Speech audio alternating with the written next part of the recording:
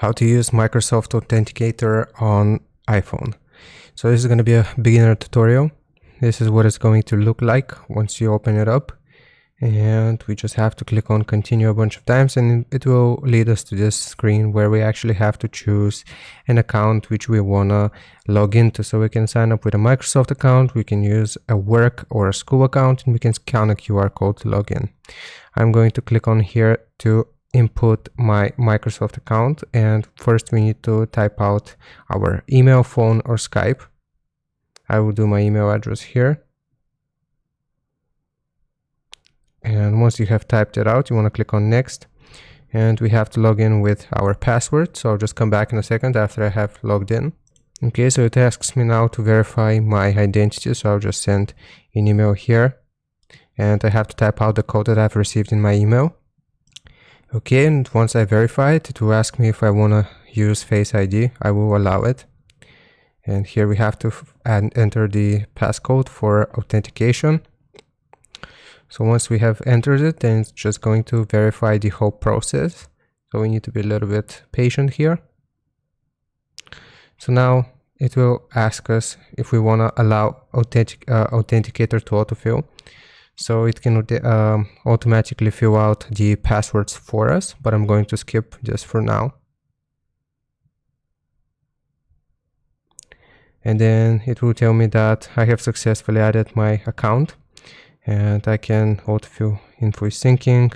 We can click on finish here. So if we want to enable push notifications, then we can do that from the settings, but I'm not going to do it.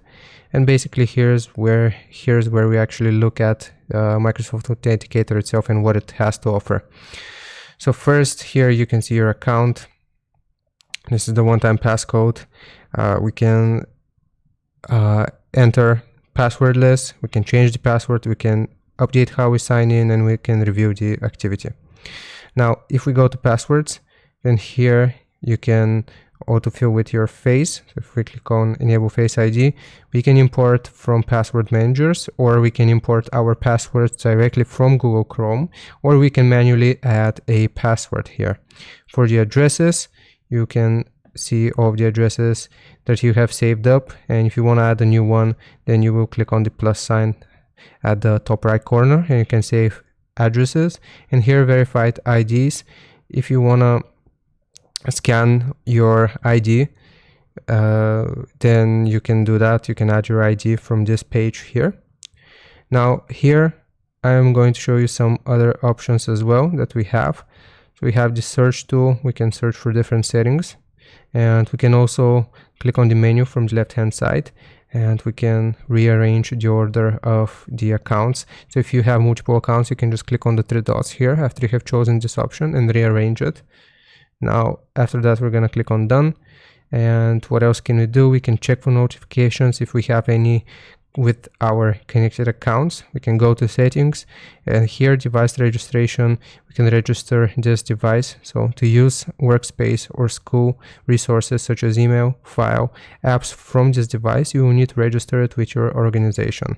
Here we can register this device as part of our organization. For example, if you're using a school phone or a school laptop, then you can register it here. We can also back up our iCloud by checking this box. So I've just clicked on it, and it will tell me that the credentials have been backed up. I will delete the backup. Okay, and here we can also do app lock. We can sync the accounts, and we can turn on autofill. We can import passwords, we can import verified IDs, and export verified IDs. So that is as far as the settings go. And if you have any issues, you can send feedback here. And basically that's the overview of Microsoft Authenticator. So you can have multiple passwords saved in the same spot, and you can easily access them. So hope this helps. Leave a like and sub, and I'll see you next time.